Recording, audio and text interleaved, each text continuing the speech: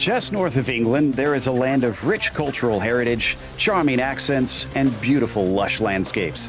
It's a small space of land, yet it has produced a stunning list of world-renowned race car drivers, including names like Clark, Coulthard, Franchitti, McNish, McRae, and Stewart. So it is a must that we visit an equally tiny little track in Scotland as we get ready to watch the PCA Sim Racing Series 8 live here on Podium Esports. Hi, I'm Joe Peak, and with me in booth tonight is DJ Clark and Rachel Whiteford.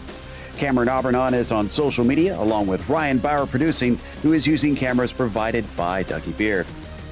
Knockhill was an often demanded circuit on iRacing. Let's get a better look at it with our track guide.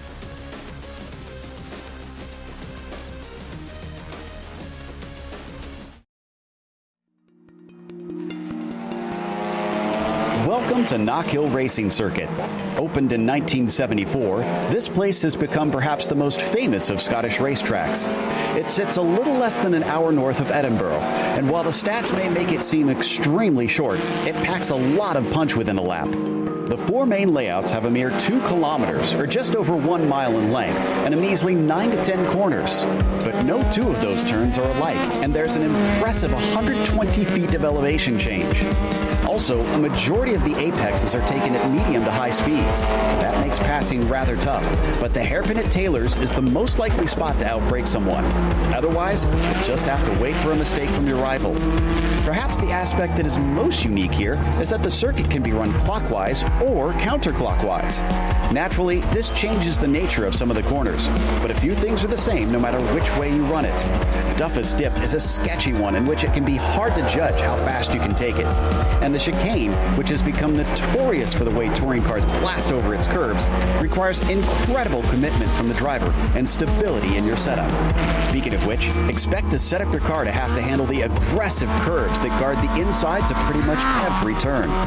Knockhill has been long requested by the plentiful Scottish racing fans, and with its arrival in the sim, it's sure to garner even more fans around the world now.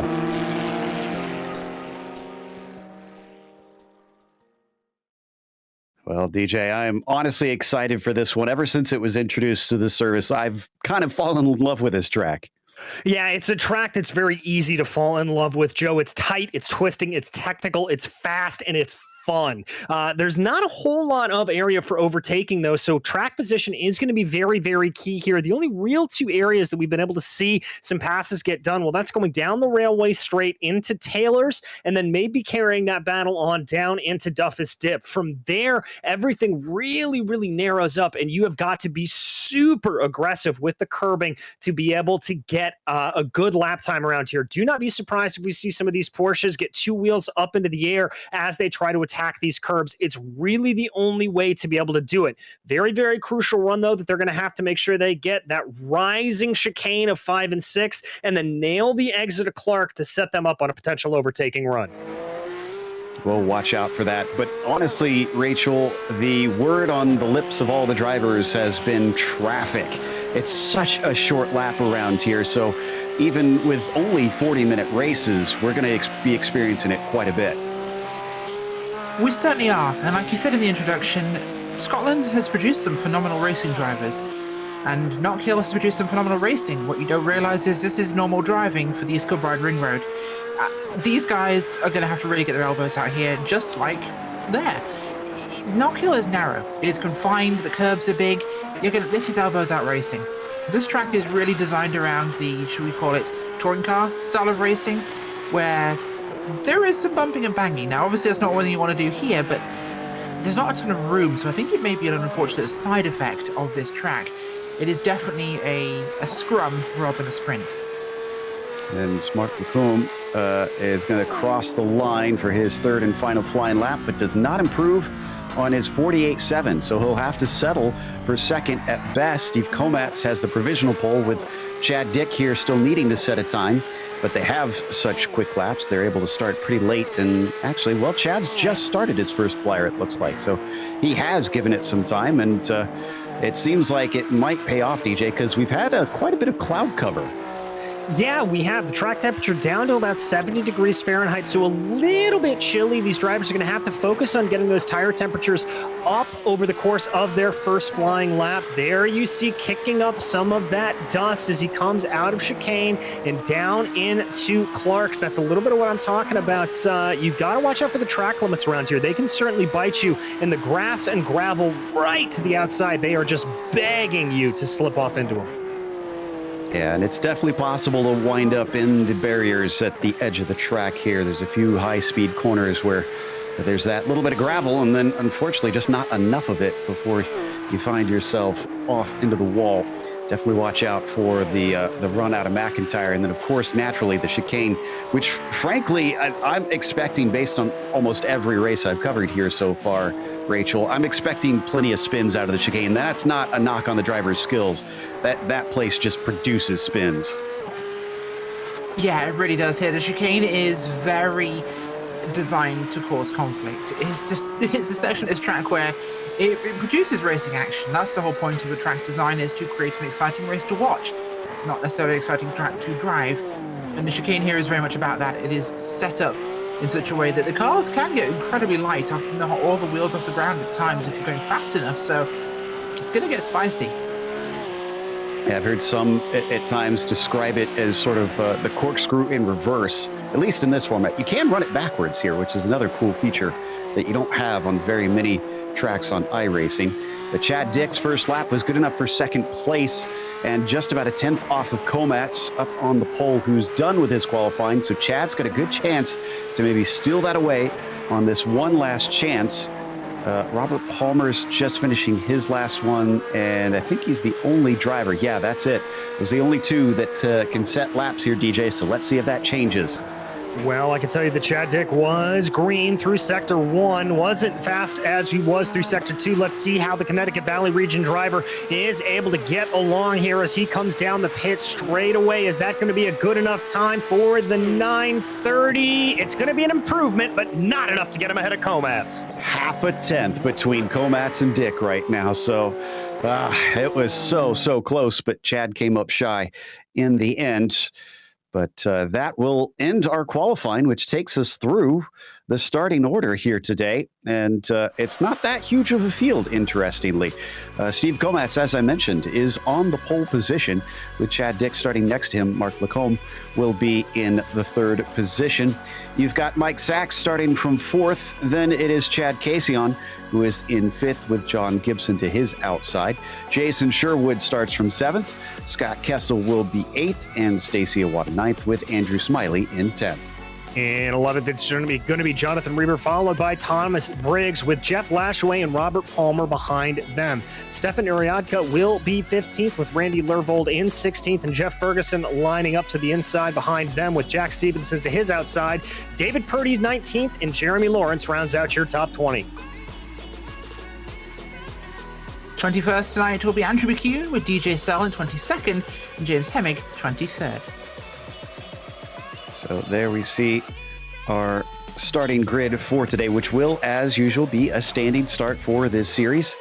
But a real quick mention on the social media here for PCA.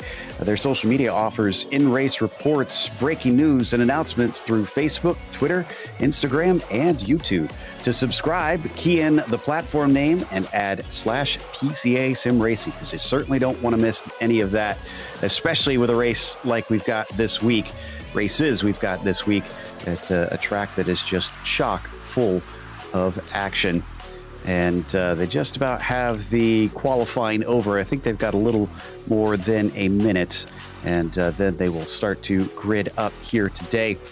Only thing that I'm a little bit sad that we don't have here is Peter Mackay, who DJ and I have commentated alongside, because he actually is the on-track commentator, the announcer for this circuit. And wish we could hear his lovely voice over the speakers, but we'll have to make do with our imagination today, as they just finish up the last couple seconds here in this one. So 23 cars out there, Rachel. I'm eager to see how this winds up. Obviously, everybody's minds is on trying to get a clean one in for our drivers today. What are the biggest things that are going to help them get to that checkered flag? Keep your eyes in the mirror and on the road ahead of you. You're going to have 360-degree vision around this track because cars will be coming at you from all sides. Pay attention to your spacing, keep an eye out for cars on the track, and watch your spacings. Finishing here without contact will be a good finish. Indeed, and I'm sure we'll see plenty of drivers lapped as well. We already had some at point just 2 rounds ago, which is another very short lap, and that saw very few drivers finish every single lap of the race. And this will probably wind up in much the same vein as now we finally head to that starting grid. And let's see how they handle coming down the hill. Well, it's sort of up the hill and then back down the hill here on the front stretch into Duffus Dip, with Komats leading the way on the start. Looks like we've got just about everybody out there. The 951 finally puts his car on the grid. So we will start to hear the engines rev here in the 6th race of Series 8 with Chad Komats on the pole, and the green flag is out. It's not the best of starts for Steve. Chad is going to try and pull up alongside as they head towards Duffus Dip, but he backs out of it by the time they hit the braking. They go single file through the top 10 or so, and we got a spin with Jeff Ferguson in the background, DJ, but otherwise we're clean through. Yeah, Ferguson off into the kitty litter there, but everybody else nice and easy through that. I like the restraint out of guys like Chad Dick and Mark Lacombe as they work their way around here. No reason to get too aggressive too early. It's a long race. So far, not seeing any more spins coming out of the chicane. And past Clark, Komats leads them down into Taylor's for the first time in anger. As Chad Dick tries to play catch-up, he's about 7/10 behind. That's Lacombe back there who got knocked out of that second place. We hop on board with him, Rachel, about 5/10 behind Chad. Yeah, he's close, but he's not going to be close enough just yet. But he's outside that zone he wants to be really cautious about as we come over here. Big dive up there and dropping all the way down into this heavy braking zone for the drivers. The track is really going to be their enemy tonight. It's going to be about trying to balance that track and also fighting traffic. You said it's a short lap. It is. It's under a minute. That is really rapid. We will see a lot of traffic, and the chicane there is definitely one that will bounce some guys. Thomas Briggs on board there from the Maverick region. Struggling a bit today compared to his pace on previous runs, and it looks like he's going to try and make a run on Sherwood now. Gets down the inside along the railway straight, deep onto the brakes. Can he make the corner from there? Yes, he can. So now he sets his sights on Scott Kessel, DJ.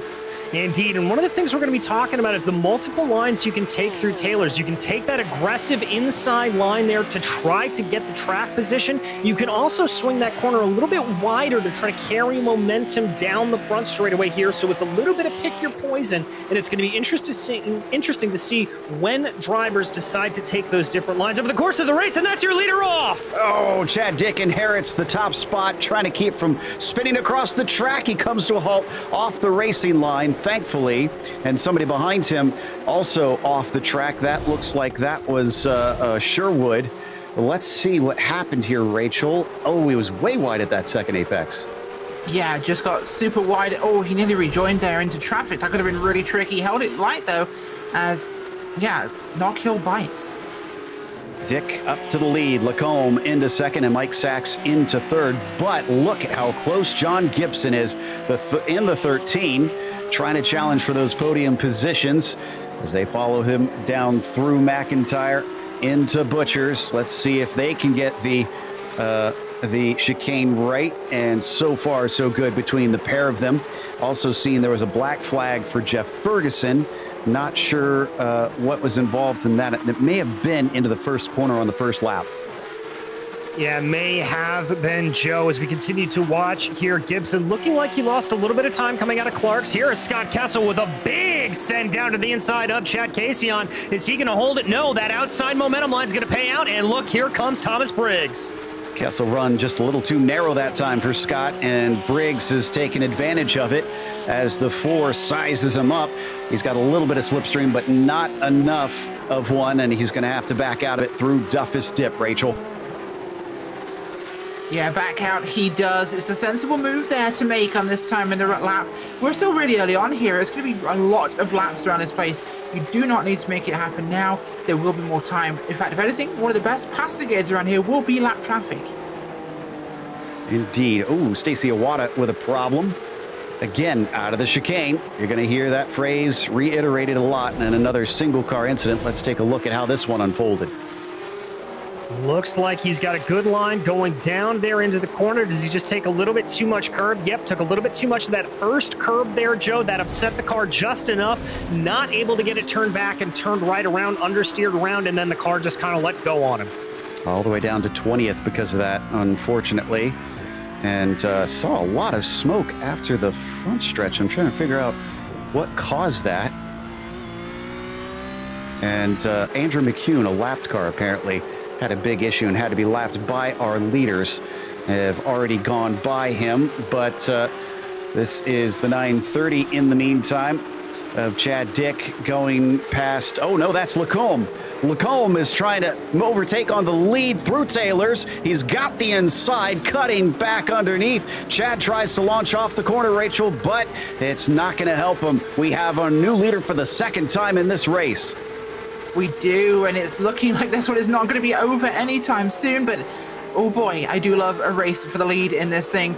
It's just so unfortunate, of course, this thing shook out like it did, but this is racing. This sort of thing happens, and oh, I'm excited to see how this one goes forward, but I'm also excited to see how Comas fights back through traffic. Yeah, it fell all the way down to about 18th position, and Iwata down to 20th because of his spin through the chicane.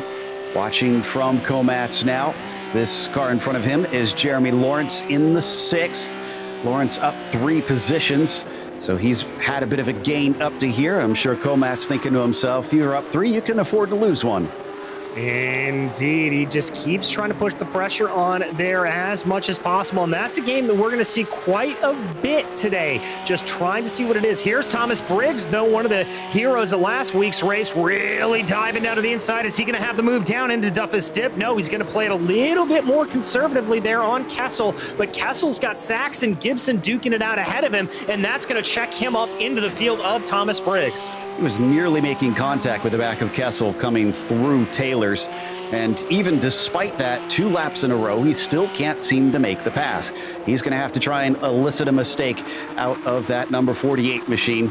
But in front of them, you could see Gibson and Mike Sachs are not too far ahead. Really, Rachel, this has been quite a train that's started to form. And instead of going for the pass on the exit, he's going to try it on the entry this time.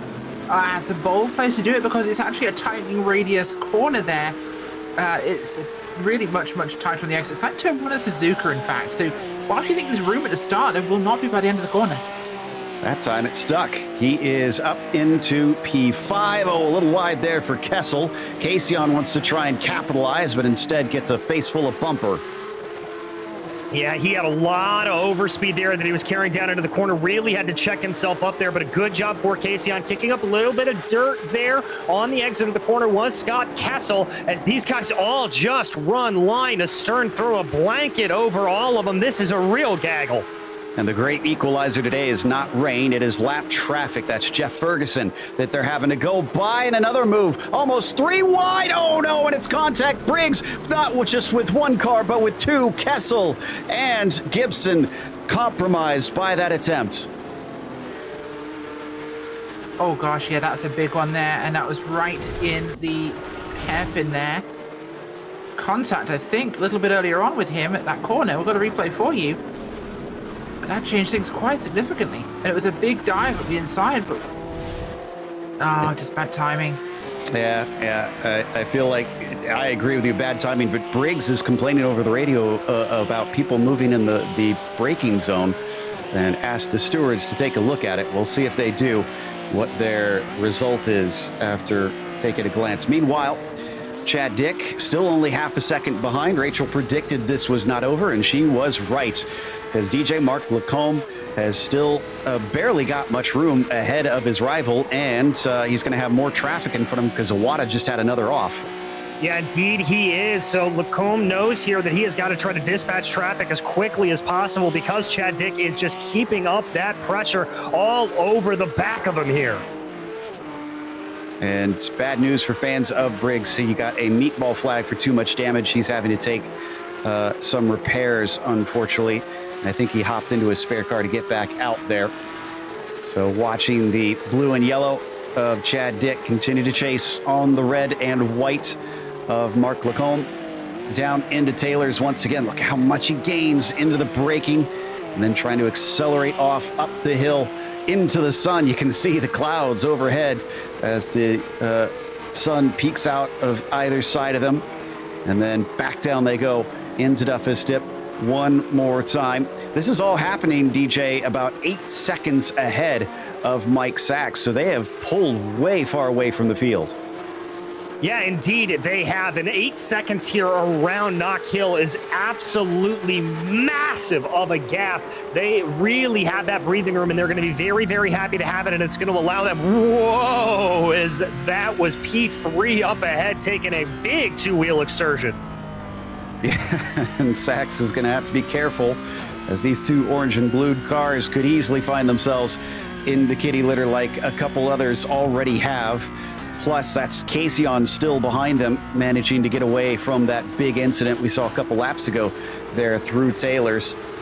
This time up the hill, it looks like Sachs will be able to keep Kessel behind. They're about equidistant apart, Rachel, with about 5 to 8 tenths between them. Yeah, which is really close here at Knockhill, but nothing unusual for this track. They are definitely going to be in a good attacking range here. There's a big lockup there by the 20, gives the opportunity to Palmer, but he doesn't quite make advantage of it. Now, we talked about people closing with the braking zone, guys, but that's going to be hurting him around here because all of the performances off the corner. We've seen that already multiple times. It's tough to try and pass someone who has got just a great exit. And coming into McIntyre once again, there's that great exit. Look at how far away Komatz is able to pull each and every time, but he has a moment coming over the chicane, and he catches it this time. But, and behind him, oh no, there was another incident between Palmer and Briggs. Yeah, it looks like the two of them just sort of spun at the same time there, Joe. I'm not sure if there was contact in between the two, but I can tell you that Thomas Briggs was black flagged for the incident. Oh, and that was before that incident that we just saw, so could he have another one coming his way? Unfortunately, it has not been Thomas Briggs' day, no doubt. As we jump back to the battle between Kessel and Sachs down into Taylor's. All right, who is going to back this one up? Who is going to be able to get the good exit off the corner? A little bit tighter to the first part of the apex for Sachs, but Kessel better on the second half, and there you go. Perfect example, Rachel. He's a lot closer. Yeah, he really is, and this could be the opportunity for a setup in the next couple of corners. He's going to have to just give it a moment and try and find... Oh, never mind. No, we just... Yeah, that works too. moment. He says, I'm going now. This is allowed Casey to close up to Sachs. Let's see, as he takes a lot more curb than Sachs does, but he also doesn't get too much of a run coming through there, so it all comes out in the wash. And once again, a lot of curb coming through Clark for the bright green number 379. That time it did hurt him slightly as Sachs starts to pull away, DJ. Yeah, and that's that fine line you've really got to tread in between being aggressive on the curbs to try to straight line the corners as much as possible and getting too much of them and completely upsetting the balance of the car, not having all four wheels down on the ground, on the contact patch, being able to push yourself ahead. It is a fine, fine line to tread here, Joe. Well, that fine line has been run perfectly so far by Lacombe, who still leads a little less than 2 seconds ahead of Chad Dick. And we're following the battle for third, fourth, and fifth here on your screen. As we hop over the Lashway, meanwhile, in the mid-pack, which has seen plenty of its own battles. That's Reber there in front of them in 8th, and then Lervold just behind him, not fast enough for the liking of Lashway, as Reber nearly causes the green car, Rachel, to run into him. Yeah, that was a little bit too exciting for, I think, our taste there. Those guys getting a little bit too close, which is unfortunate, but you get a real dogfight of a race around here. There's a lot of passing back and forth, and you'll tend to get these little packs generating where everyone's just vying for their own inches of track position as the car goes wide. And the pass behind them, that's, contact! behind 8th. That was, I believe, looking at my timing right, Lervold and Iridaka. Yep, that was Lervold trying to get underneath Reber, and Reber just turned into him. And the 147 really wasn't even aware, I don't think, that he was there at all. Oh, something happened to Kessel. He just lost out to Sachs, and he might lose out to Casion as well. Not sure if this was lap traffic. And there you see them coming through Taylor's. Casion just can't quite get close enough, DJ. Yeah, and what happened there was the 986. He was trying to get around a little bit of lap traffic, banging doors together, and that shut him off into the outside and went across the grass. So he's going to have to gather everything back up underneath him now. Flying down into McIntyre one more time. Casion, sees a little bit of a wide run there from Kessel. Oh, but he runs right himself, and he spins off into the apex of the chicane. Looks like Chad has managed to get turned around, but he slaps it into the tires in the meantime, Rachel. And a good old tyre slap here will not be good for the car. They are quite firm, the Scottish tyres. They're not very forgiving. There's not a lot of give. Oh my God! Look at that. Wow. We talk about getting some air over that chicane, but that is not how you do it. I have a feeling. feeling. You are not a Cessna, you're a Porsche. Stay on the ground. Maybe he's going for that pilot's license instead of progressing up through the ranks here at PCA. You say that, but I've seen tail draggers with better ground handling than that Porsche had just then. I got a sense that there's going to be a 4 wheels in the air shot on our social media. I know Cameron loves those. But as we ride on board now, up the hill, a little bit of a look to the inside from Komats on Oryadka. And Stefan doesn't defend, but that's a long ways back into the braking for Duffus Dip. Komats is going to have to try again later. He's all the way up to 11th, but still has a lot of work to do, DJ. Yeah, he does. He still has about 35 seconds to try to catch back up to the leader here of Mark Lacombe, so it's going to be a while for him to do it. You can see him taking a little bit more of the outside there, trying to work that car around to the best of his abilities, just pushing here. This is going to be one of those areas where he can really try to force a mistake out of the 951 and just be able to slip his way on by. We heard Rachel earlier talking about just finishing will give you a good result here today, and that's kind of what Uriadka's done, gaining 5 positions. As we come back to Kessel once again, been such a back and forth between this pair, Sachs and Kessel, vying for 3rd, but now they no longer have the pressure from behind, though. Way off the apex there, Rachel, for Kessel that time through. Oh, and Komats is off again. Yeah, he's making a sandcastle, I think. I'm not sure if it's going to be one of the famous Scottish castles, but it's got towers and it's got walls and it's got a little flag stuck at the top of it. What happened here? Watch the replay. Yeah, it's kind of a weird one, I think. Locked up the rear? I think there was a discount at the fast food stand just over there to the left. Joe, that has got to be hardware failure. That's about the only thing that I can explain for it. Maybe he saw some haggis that he could get while he was here in town, but yeah, man, that was utterly strange. Never seen a wreck like that into the first corner here as Chad Dick goes by yet another lapped car. Ooh, and both of them going very wide through Taylor's. Lacombe almost offering something up to Chad, Rachel, but not this time, it appears. No, he managed to keep it under control this time by, and it will make it work for now. I think I have to be patient to find a better chance to do it, but also no one's that excited for haggis. It's all about the deep fried Mars bars. Well, as they come out and towards the chicane one more time, Chad Dick started this race on the in second place where he sits right now. Lacombe down in 3rd. Ooh, that's bad traffic for Mark. David Purdy not doing anything wrong, just kind of the wrong place at the wrong time, and allows both of them through, but Chad can't use it to his advantage. Yes, he can! Going a little too deep. Mark throws it away. He has gone way too hot into the corner, and Chad is back to the top. Yes, he is. Chad Dick there with that calm, considerate drive. He is able to move his way back up to the lead, and now it's going to be Mark Lacombe, who we know has speed in that 19 machine. Is he going to be able to put the pressure back onto Chad Dick? It's going to be a battle of a pressure cooker here. Wow, so our third different change for the lead at a track where it's hard to pass. This has been phenomenal stuff here today. And we might have a pass between Sherwood and Kaysion a little farther behind. This is for 6th position down the front stretch. But looks like Kaysion's not going to be able to get it this time as our 2 leaders head back into the scene of the mistake last time through. There we see the 22 of Sherwood in the black machine, the green of Kaysion, now in 7th position. Another very good run, Rachel, up to Clark, and that's not usually a place you can pass. Not really one I'd go for, to be honest, but the problem is here you can get so close to your opposition without really having the opportunity to pass, meaning that you're often going to try something that might not be that wise, but it's worth a look. Just locked it up, went straight.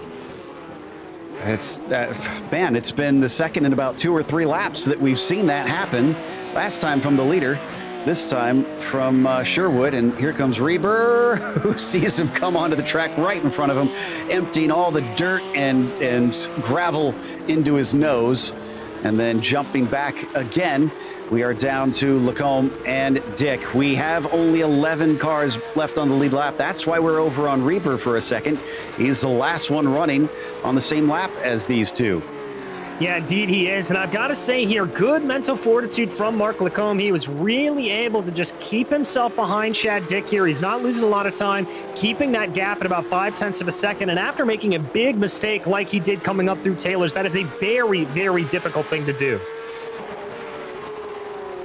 So Mark still hounding on Chad, hoping that he can maybe get him to have a little bit of a slip up and take that lead right back. We're only halfway through this race. We're on schedule to about 49 or 50 laps around here. That is an astonishing number.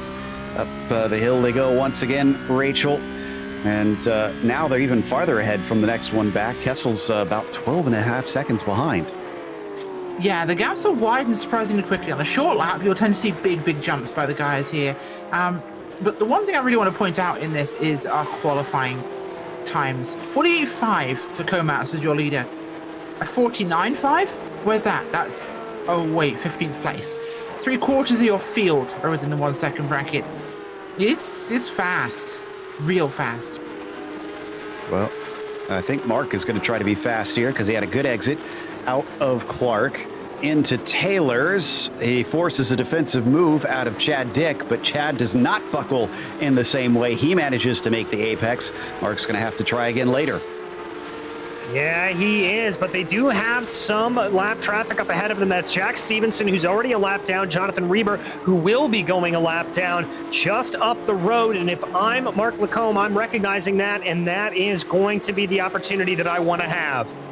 We're just trying to let them buy through Butchers. That's a really risky place, and that even forced Chad to go slow. But still, it's so narrow that Mark couldn't overtake that time.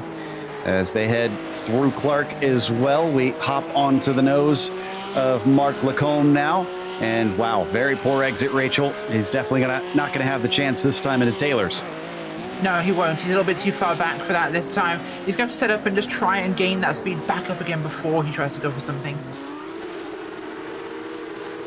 Gains a little bit of it back out of Taylor's. 0.4 of a second between them. And still up in front, Reber. The next one to be lapped, who is exactly where he began this race, down in 11th spot. And this is not where you want to catch those slower cars. Not sure if Jonathan is in the mood to try and let them through, and he doesn't do so between the chicane and Clark. Railway straight gives plenty of opportunity to pull off to the side. Let's see if he does it here. Yep, there he goes. So DJ, he is going to allow them through. Yeah, he's going to let them both through on there, although it looks like Chad Dick was able to gain about 1/10 of a second over Lacombe. Let's see here if Lacombe takes a little bit of a better apex there, a little bit of a slower exit, but I still think he's able to close in. You see him poking his nose to the inside there, maybe just trying to force Chad off the line, scare him a little bit. Once they pass him, or actually, no, they did already get past him. So, yeah, the next one's up. Are battles for position. Sherwood and Lashway and Ariadka, all fighting for 8th position, are very, very close together. That's going to be a whole nother beast, Rachel, if they approach them. Yeah, that will be a tough one because once you get to these lap cars fighting for actual top 10 positions, you're going to be struggling because they are all fighting for good results and good points. They will not give it up easily as 951 makes a move up the inside. I think that is moving through some traffic here. Zaradaka, yeah, he gets through on the lap car, I believe. Is that the 22? No, not sure. It's the 58. It's Jeff Ferguson just pulling off to the side for them. Seeing them coming, doesn't want to interrupt that battle, so we go back to our leaders, getting within a car length that time under braking into Duffus Dip. Worth noting with all the issues that Thomas Briggs has had, he just took his finally scheduled pit stop, and yet he is still in 16th place. He's still ahead of a decent number of cars considering he's visited pit lane 3 times. Well, it really goes to show you there, Joe, just how quick Briggs is, despite being in and out of pit lane 3 times. Ooh, a little bit of a look to the inside there for Lacombe as they come down into Taylor's. I think Dick is going to get held up just a little bit there. Indeed, he is. That could open up a little bit of an opportunity here for Mark Lacombe to close in. Yeah, Ferguson staying out of the way yet again. Very heads up from him in these lapping situations, not really fighting anybody, so that's probably for the good of the rest of the race, even though he's losing a bit of time. These two, if they start fighting, they maybe won't catch up to Sherwood, but that gap is now down to probably about 2 seconds between Chad Dick and Jason Sherwood. Within the next 2 laps, most likely, we're going to see them reach the back of them and then have to try and overtake. And down, ooh, almost looked like a little bit of a look there, Rachel. I think Lacombe is still thinking that this isn't over, and wide goes Chad Dick. This is a good opportunity. Yeah, it's not over yet. There's still chance here for Lacombe to do something with this because he's in a great position. He does get through, though. That's because Dick decided to pit that time. So interesting call. Yeah, our cameras didn't catch it. He just moved out of the way at just the wrong time. And he is in pit lane. Maybe he did see that traffic in front of him and thought this is actually the most opportune moment, especially with me making a bad run off the corner. Let's not get into a fight here. And he will come back out in 3rd, relatively in clear air. He might catch up to some other cars. It all depends on who pits when. But Lacombe is going by Sherwood, or hoping to go by Sherwood, as this is Lashway with a battle with Oriadka, and Oriadka comes out ahead in 8th position. And responding to the pits, DJ, it looks like Lacombe is in. Yeah, so we're going to have to see how those two leaders shake out there, but I liked seeing what Lashaway was doing there, trying to take a super wide line through Taylor's and just delay the apex as much as possible. There is Chad Dick coming across the start-finish line right now. It looks like Kessel is also down pit lane. Where is Lacombe going to come out? Dick's got him! Oh, and by a wide margin, much wider than what it was when he exited out of Taylor's on the lap that he pitted. In fact, it's looking like about 1.7 seconds. Now, Mike Sachs is between them, but Mike still needs to take a pit stop. But that is the distance that they put over the rest of the field up to this point, Rachel. That's an incredible sign of the pace that they've been running. That's an insane difference from one pit stop and a lap apart. That is incredible. Yeah, this has really been interesting so far in terms of what these guys have put out. And I thought the pit stops would be more of a deciding factor, but not that big. Yeah, I thought instead it was going to be Mark that managed to overtake, but I guess that lap traffic did hold him up a little more than he would have liked. And now, with Mike continuing on in the 599, in fact, he's going to go defensive. He's allowed to do that. He hasn't pitted, but he doesn't have to give up the spot, as that was the lapped car of Jack Stevenson trying to let them through, just making himself a bit of a distraction briefly. Yeah, that was a real scary moment there, Joe. I thought for a second that there was going to be a big coming together, but now they've got to work their way by David Purdy here. You can see the 599 of Mike Sachs trying to get by a little bit there. Is he going to get him on the rail race straight? It looks like he is. Close behind, and they get onto the binders, moves back to the left-hand side, incredibly shallow entry, and he smokes the tires up, gives just enough space. No, he doesn't, shoving him off course. Mark Lacombe finds himself in the grass, and into the pits goes Sachs. Sachs has gotten a drive-through penalty. He's had too many incidents. Oh, this is race changing. That was from third place. Wow. They've just all tossed this thing in a handbasket. Chad Dick must be loving this. And Sachs still has to make his regular pit stop as well. So Lacombe is freed, but the damage was done by that one. He's got to be just fuming inside the car. It was a fight for position, DJ, but it was off strategy. And again, fair play to Sachs, but that didn't make him any friends today. No, it certainly didn't, as that was almost a little bit of a dive there for Thomas Briggs, trying to go down to the inside there, thought about trying to make that move down into Duffus Dip, but that's not going to work. That car continuing to look quick despite the multiple trips down pit lane he's had.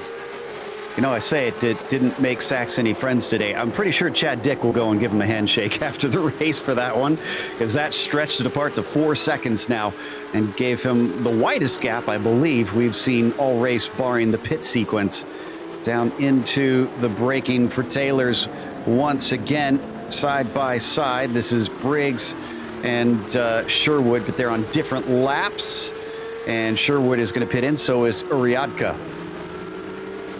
Yeah, he is. Those guys get themselves on sequence finally here, as we have last 10 minutes really we're looking at this point for these guys to get this thing in the bag. And this feels like we've been at this for 2 hours, guys. This has been breathtaking racing. I agree. This has been something else. And honestly, I want to give a tip of the hat to a lot of the drivers as we watch Kessel make a move on Smiley. Now, Smiley hasn't pitted, but Kessel has.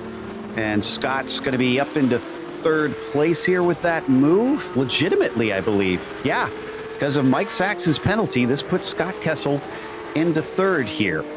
But I want to tip my hat, DJ, to the drivers, because we kind of thought, we expected it was going to be a little bit frantic, but it's not as frantic as I thought it would be. They've actually dealt with this quite well. Yeah, they really have, Joe. I mean, it is frenetic, let's call it. It's a little bit of a crazy race, but we're not seeing any massive kerfluffles. We're not seeing a massive track blockage with 3, 4, 5, 6 cars getting off together. It's just little incidents that come from running on a tight track like this. Everybody's behaved themselves very, very well. Lap traffic has gotten out of the way, and it's really a testament to the PCA here. Looks like David Purdy is the latest to take a stop. They went way far in the race for this one. 9 minutes left on the clock, and he's not the last one. Smiley still needs it, and he actually goes around for another lap. And then Hemmig is the only other one. Nope, excuse me, Andrew McCune also will need a pit stop here during this race, but they're certainly stretching the fuel as far as possible. Surely I can't think anybody's going to be able to make it on a no stop here, Rachel. Shouldn't be possible at all, no. I don't think anyone can. You can stretch it a fair bit, but short lap, 40 minutes still, it's going to be a tough one.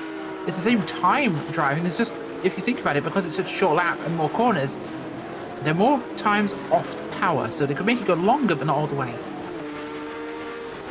And coming up the front stretch here, we continue to witness the battle there between Sherwood trying to get away from Stevenson, who is a lap down, and Sherwood trying to catch up to Reber in front of them. They've got Ferguson slow in front of them in the 58, and he's been patiently letting people by one after another. Smiley's gone by another time, so now down to 7 minutes to go. Briggs is in again. And I'm not sure if that's for... I thought he already took his service. This is strange. Maybe he didn't, and that last one was for a drive-through penalty. Try and investigate that in a bit. But, oh, yeah, it may have been a drive-through penalty. I'm hearing 14X for him last time by. So Smiley finally comes in off screen in the 167. He was all the way up to 4th position from starting in 10th. Let's see where it puts him after it's over, DJ. I estimate he'll probably come out round about the position of maybe Iradka, Komat, somewhere in that general position, but we will have to see what he does. That was a great bit of fuel saving. I was watching on board with him. He was doing some really good lifting and coasting. McCune's still going around another lap.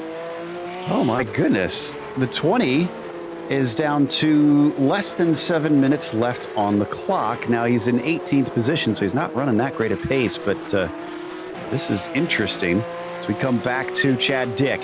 Now, this is our leader, so that is a lapped car in front of him. That's Robert Palmer in the 19th. The next one down behind McCune, who we need to see pit at some point, we believe. And Palmer's been off the track recently, so he's not going to fight this. He's going to allow Chad to lap him one more time. And behind him, another lapped car. That's John Gibson. So we're down to 5 cars left on the lead lap with about 5 minutes to go. Let's see, how close is he to Smiley? He might actually get Smiley. Rachel, we might only have 4 cars that finish every lap of this race. That could be unfortunately likely because this place is a grinder, a meat grinder. It definitely has been. So the 930 up and over the chicane yet again, up to 6.9 seconds ahead of Lacombe. After he was able to drop him with the pit stops, it seems like Chad is not looking back. So he's making good use of the advantage and continuing to push and make sure that he definitively collects this one. Now, I'm keeping an eye on McCune, half of my attention there and half of my attention on our leader here, Chad Dick, just because I want to see how far he can get. And McCune goes around yet again. The 20 is now run 40 laps in the race without stopping.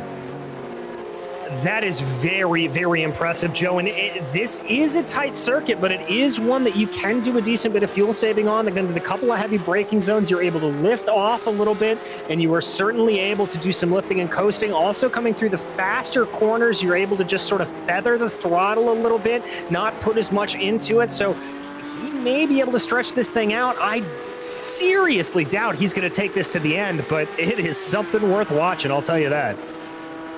He's 3 laps down from the leaders, so he's going to have to do a few less laps here. And that's the one advantage for him in this slower strategy, but it's not really getting him the greatest of results. Still, it's impressive at the very least as we come back to Iwata. Early spins for him sent him back in the fields. He's recovered to 12th, but still a net loss of 3 positions from when the green flag fell. That is 4 position, Rachel, in front of him. That's Jeff Lashway. Yeah, that is. And Lashway is looking like he could fall victim kind of soon. He's coming into that attack range now where we could see him try and make a move. So Iwata's going to have to really line this one up carefully with the time remaining. Yep, going to have to be aggressive, take an opportunity when it shows its head and not waste it. So will he stick his nose in? Will Jeff be able to hold on to that 11th spot? And McCune goes around for another one back there.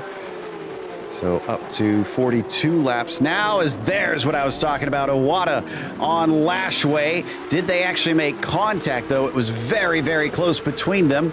And Iwata is not through. No, not able to get through one of the cars diving down pit lane there. I'm not sure if that was for an incident limit or not, but Iwata gonna be able to hold ahead here. Here we've got a little bit of a bottleneck. Mike Sachs coming up behind some cars. That was Lashway. I think they maybe did make some contact, and Lashway found himself over the incident limit. He falls to 12th after that drive through. But Mike Sachs is the next one back. He's trying to overtake on Purdy. They're side by side into Duffus Dip. Purdy goes way too hot into the turn. He completely runs off the course, Rachel, into the grass. Yeah, unfortunately, going in hot can often result in that happening here, and it will cost you more than you even thought you might gain. Well, that's not what he wanted this late in the day. Trying to see. I think we'll have 2 to go next time by for Chad Dick as we watch Mike Sachs currently in that 13th spot. So Lashway is the next one in front of him after having just been penalized. All the tire smoke from drivers locking up in front. That was from Gibson there briefly that we saw on screen. Off the corner in the meantime, Thomas Briggs. Whoa, what happened there?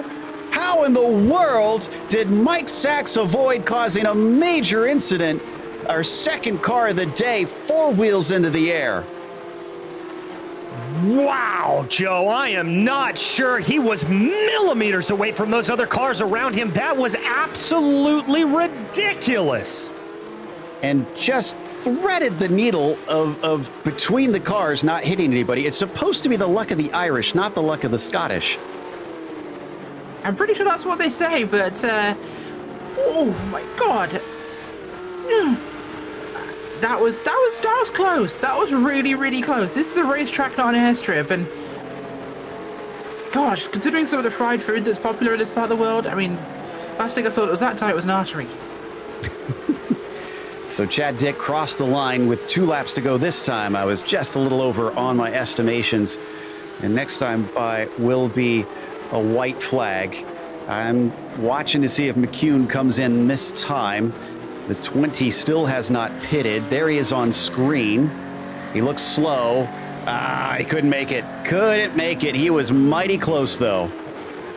Yeah, mighty close indeed, and a little bit of a heartbreak there for him, but there is your leader, Chad Dick. He is going to make the way out of Taylor's for the penultimate time and head across. There is Barney the Flagman waving the white flag. 7-second gap down to Mark Lacombe. Chad Dick may have found himself in the lead, but he lost it and fought back for it and fought valiantly. In the end, he managed to make the overtake, and then he stretched things out with clever pit strategy. All he has to do is stay clean through this last bit of lap traffic. That's Hemmig in the 17, already 2 laps down. About to go a 3rd lap down. And Hemmig's got McCune behind him. As they now start to look for the braking markers into Taylor's. Chad Dick is going to be your victor here today at Knockhill in race 6 of the Porsche Club of America Series 8. Mark Lacombe is going to finish in 2nd, and Scott Kessel 5 positions up Rachel to get a podium today. Man, that was an incredible race by him as well. Just a phenomenal race all round from everybody. I think everyone here has been up at 3 or 4 positions. I think nearly everyone went off the track. 4 on the lead lap, though. That is crazy. Yeah, Chad Casion is going to be the final one able to cross the line. Andrew Smiley, first one, a lap down amongst our finishers. Let's go through that order. Chad Dick, your victor with Mark Lacombe in 2nd. You've got Scott Kessel in 3rd and Chad Casey on P4. After that, it was a lap down for Smiley in 5th. Gibson finished 6th, and Steve Komatz came back up through the field, but only 7th after he started on the pole. Got to really be regretting his issues here today. Stefan Oriatka was 8th with Jonathan Reber in 9th as Jason Sherwood DJ rounds out your top 10. Coming home in 11th, it was Stacey Wada, followed by Jeff Lashaway with Thomas Briggs 2 laps down and David Purdy behind him. Randy Lervold was 15th, followed by James Emig and Mike Sachs, with Andrew McCune not able to make that no-stop strategy work there, ending 4 laps down with Robert Palmer and Jeremy Lawrence behind them. 21st was Jeff Ferguson with Jack Stevenson in 22nd and DJ Sal in 23rd. That should take us to our interviews here, and we'll see who we can pull in here in just a moment after what must have been an exhausting race in which they have no chance to relax. But now they can at least put their feet up, as we've got our 2nd place finisher, Mark Lacombe, talking to us. Mark, you led part of the race.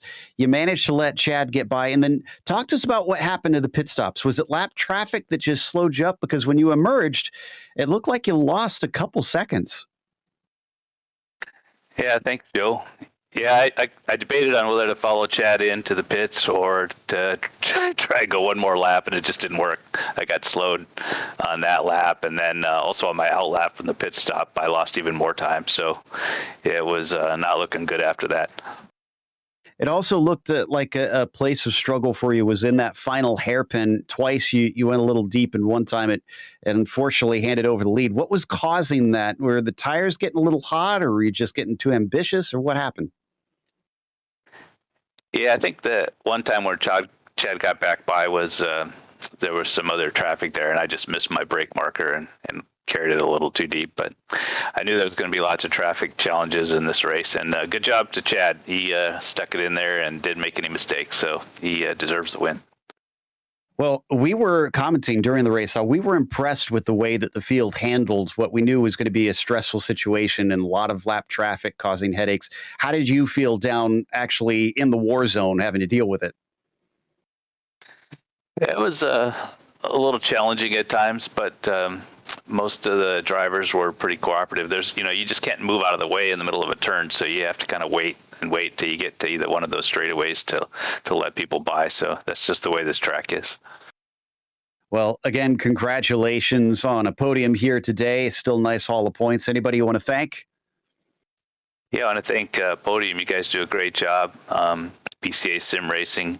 Doug's been doing a great job organizing all of this. All the EDE instructors, my Matrix teammates, and Boral Motorsports, and my wife, Debbie. That was Mark Lacombe, our second place finisher, followed in third by Scott Kessel. DJ has caught up with the 48. I have indeed. Scott Castle up 5 positions on the day. That has got to feel good on a track that is notoriously difficult to pass at. It really does, yeah. These standing starts, man, I love them so much. I think it was 3 positions just off the start. Well, talk to me a little bit about sort of the balance you had to thread out there, obviously needing to work your way forward. But also, this is such a track that if you're a little too over aggressive, it can come back to bite you. How did you manage the two? So weirdly, during the practice sessions, it came to me that when I tried to be under aggressive and less aggressive with taking the curbs, I ended up spinning. So I kind of just took as much curb as I wanted, and it turned out pretty well. Very interesting. I would have never thought of that approach, but any massive headaches there for you in the day? It looked like traffic was relatively considerate and not causing too many problems, even on a short circuit like this. Yeah, we had I think it was around 20 people in the session, so it wasn't that bad, but I feel bad for the sport people where they'll have like 35. The traffic was definitely manageable, but everybody was really good about letting us through when we needed to. It was awesome. Way to go, challenge class. Way to go, challenge class, indeed. And Scott, a P3, anybody you want to thank here today? I want to thank my grandpa. He watches every one of the races, and I've forgotten to mention him, and I really appreciate him watching all the races. That's great. You got to love to have the family support there. That was Scott Kessel, your third place driver here today. And now, Rachel, I believe you've caught up with our winner, Chad Dick. I certainly have. Thank you. And Chad, a phenomenal race today. It was up and down for you and just everywhere. Tell me about the race. Yeah, that was a mini marathon. I had 3 goals today. Keep it focused for 40 minutes. Like, that's not easy to do. And keep control of the car, because this is an easy place to lose it. I'm sure you guys saw lots of tires coming off the ground. And then I learned yesterday with Chris Pais's track walk, like how important it is to maintain momentum on this track. And that's a new style of driving for me. I'm not really a momentum driver. So I really worked hard on that, and it paid off. It certainly seemed to, of course. What was your strategy going into this? Well, originally I wanted to just get in the first couple of rows, be in the front half. So to be in the front row after qualifying was a nice surprise. I don't know what happened, because everybody was putting really fast times up in quali, but maybe it was the marbles or the track heating up that we all pulled back a little bit. And then when it became Mark and I up front, I kind of expected us to kind of go back and forth a little bit. This is just one of those tracks where sometimes you get a run on somebody, and I got one on him, he got one on me. I think we traded back and forth a couple of times. And then we ran into traffic, and that's where things get interesting. And I think he got caught up a little bit more behind me, and I was able to get a gap going and just build on it. And at that point, it was about getting home as clean as I could. I did try to sneak a pit strategy in on him there. I think it worked, because I came out of the pits ahead of him.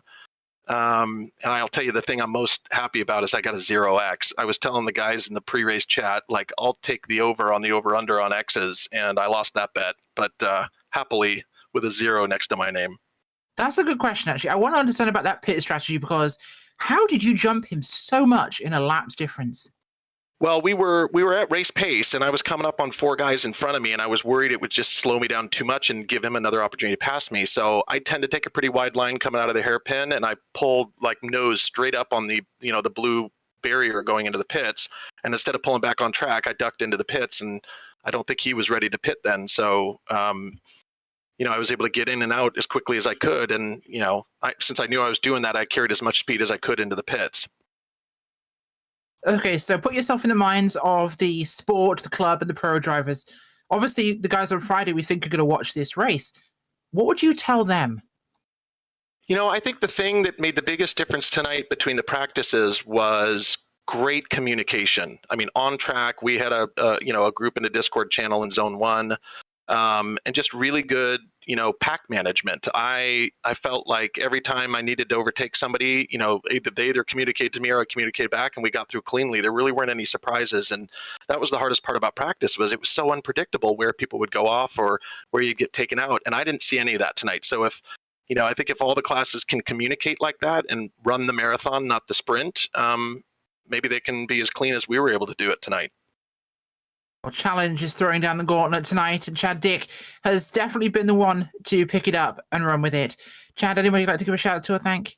Well, of course, all my Zone 1 mates who were really helping me and rooting me on tonight. Scott Kessel, Mike Sachs, Stefan was in there, Jeff, Andrew Smiley, all those guys. Every time I ran into a little bit of a setback on track, they were sort of helping to pick me back up and keep me focused. But Chris Braun, my lucky rabbit foot, there were a couple times I started to get the red mist, and he was like, just get back to momentum, get back to rhythm, and that settled me down. And places like the chicane where I could have easily lost it. So happy I had those guys kind of rooting for me there. And then I'm going to give a big props to the steering committee and the leadership, race control. I think also the way that they sort of helped us all set the right expectations at the beginning of the race contributed a lot to how clean we were able to run. So that makes for a great experience for everybody on track, and I'm super grateful for that.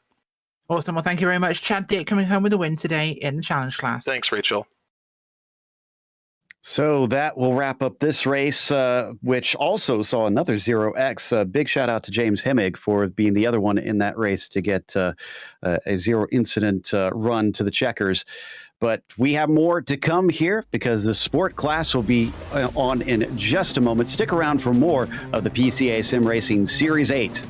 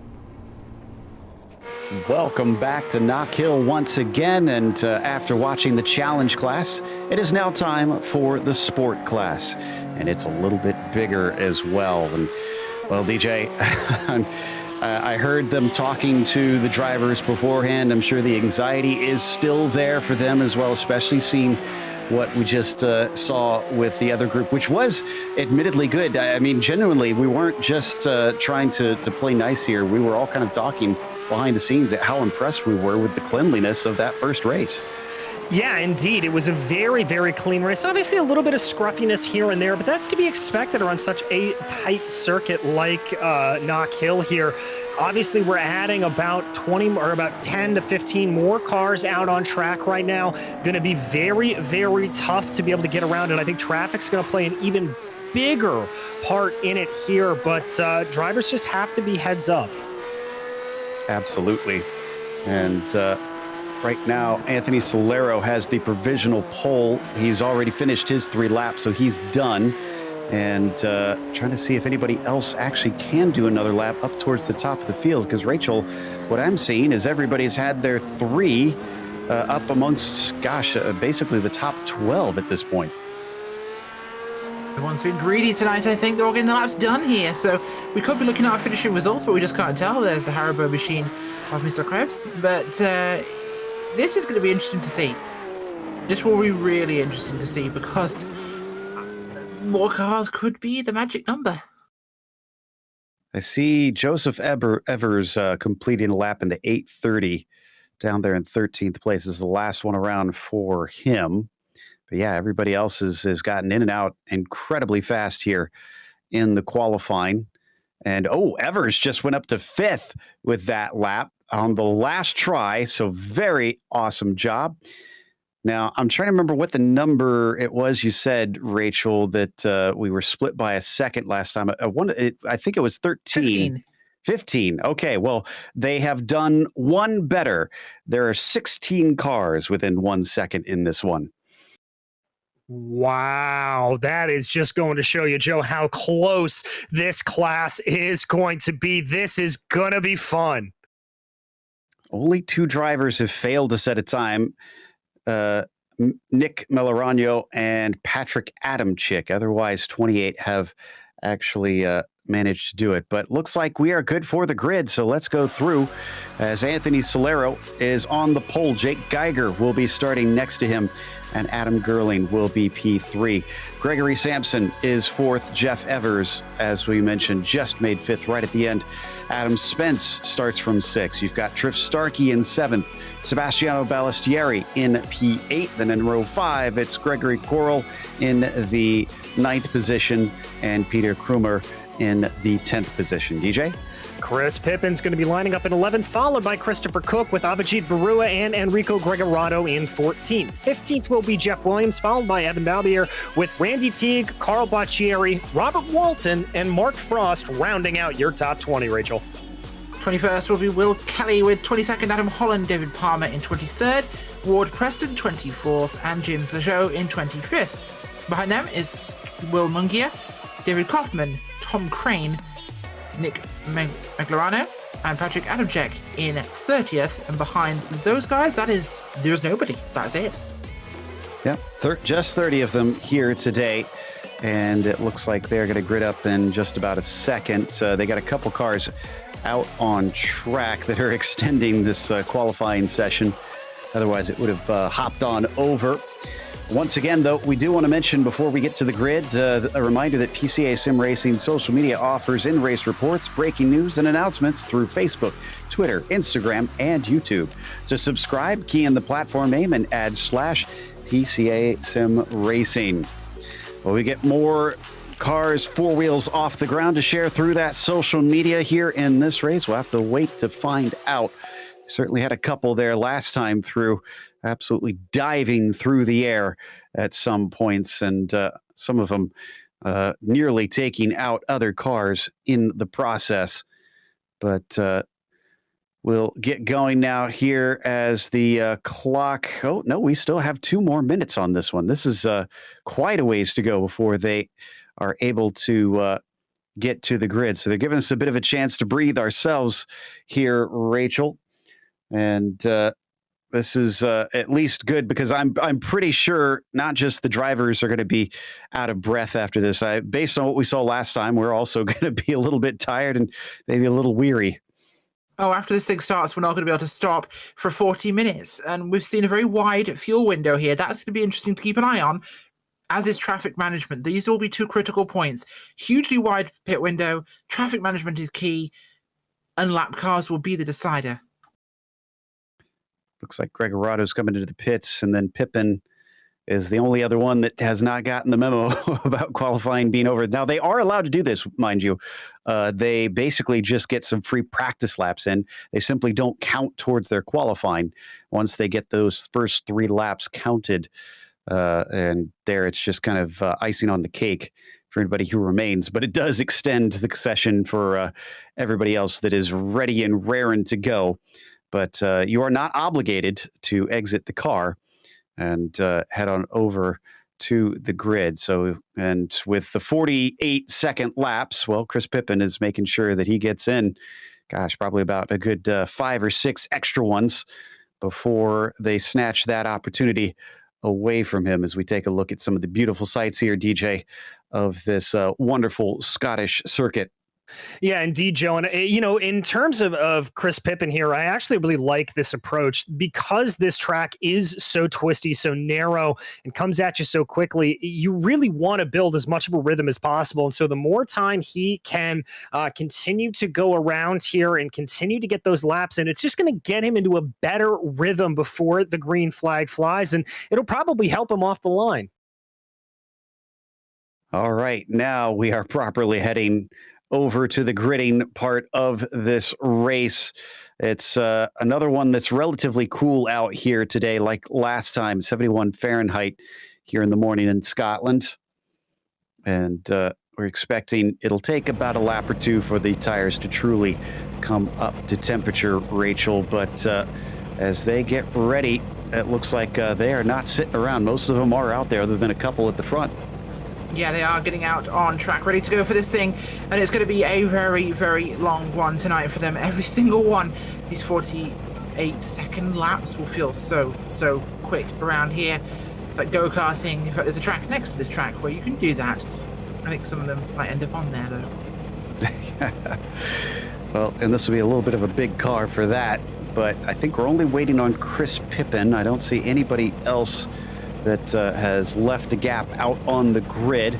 The 042 is the one that's making everybody wait this time. And they get 2 minutes to try and put the car on the grid. You can see Barney at the ready, green flag in hand, ready to feverishly wave it once they're good to go. So the 333 ahead of the 042, wondering where is that last car, so that we can go racing here for 40 minutes in race number 6 of the PCA Sim Racing Series 8. And it looks like now we are all gridded up. Should hear the engines start to rev.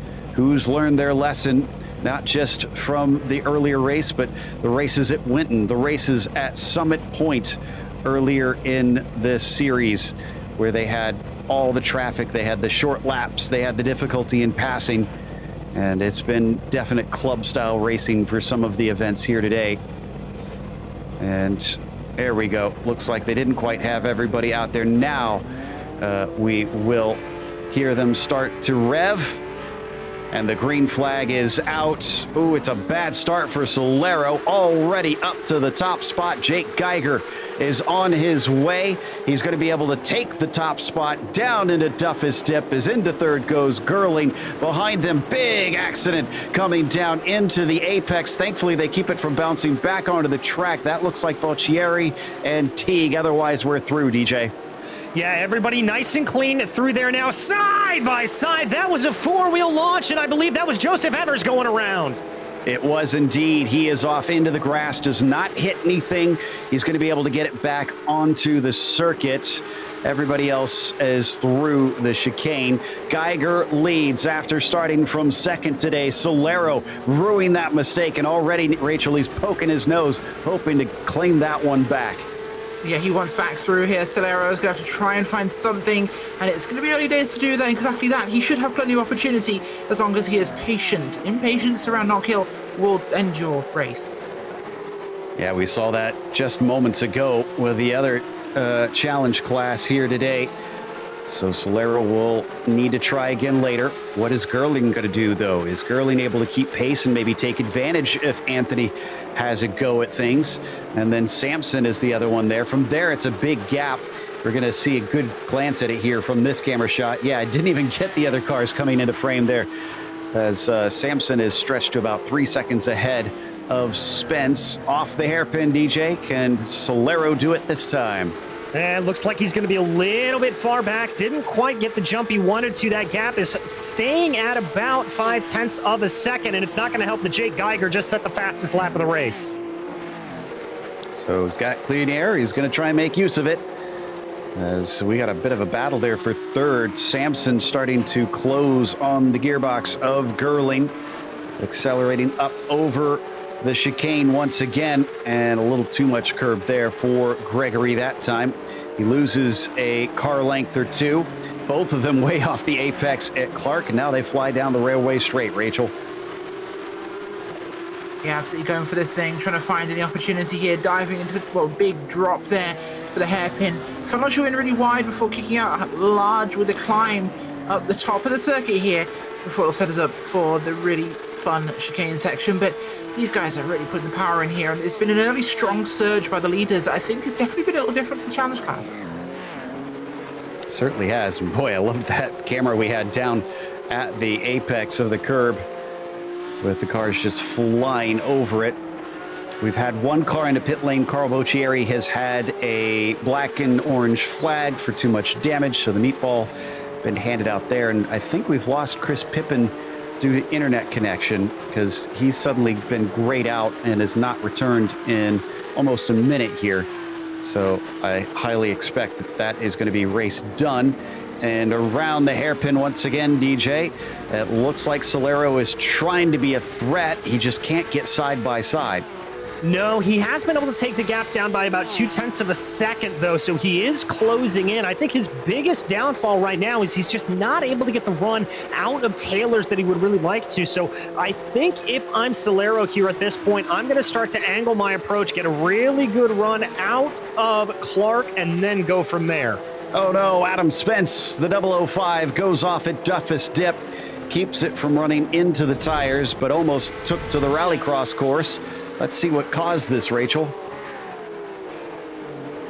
Yeah, just snapped on the curb at the entry there. Seemed a little bit too far to the left. They just seemed to bite him, but I'm not sure if it's not Duffus Dip or is it Doofus Dip. This is Scotland. I've tried asking around, and I haven't heard anybody from Scotland tell me yet. So I'll have to get over to Peter and see what he can tell me, since he actually works there. But coming down into that first corner once again, you see Geiger leading Solero, now up to 1.5 seconds ahead of Gerling and stretching.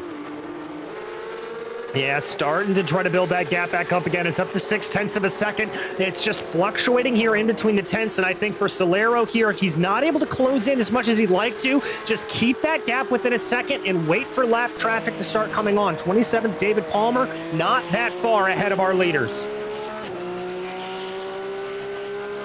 As we watch the railway straight from onboard P8, Peter seeing if he could attack on Goral, but no, Goral's having none of it. Back up to the main straight one more time. Quite a train forming, being led by Balastieri in the 5:16. So from 5th all the way down, it looks like to roughly 10th place with Christopher Cook at the end of this line. And we're getting some word about something with Carl Boccieri and a penalty. Didn't quite make it out, but they were definitely chatting with him there in race control. So we'll try and clarify that a little bit later, what was being communicated between them. On the bumper of the number 516, Trip Starkey giving watch out of Taylor's hairpin. And I think we had an incident farther back, Rachel. I see Adam Holland in the 144 off the circuit. Yeah, I think we did have an issue with Adam Holland and Co. And we're going to replay for you here, see what happened. It just bit it wide, I think. He was on his own. Another car falling victim to the circuit.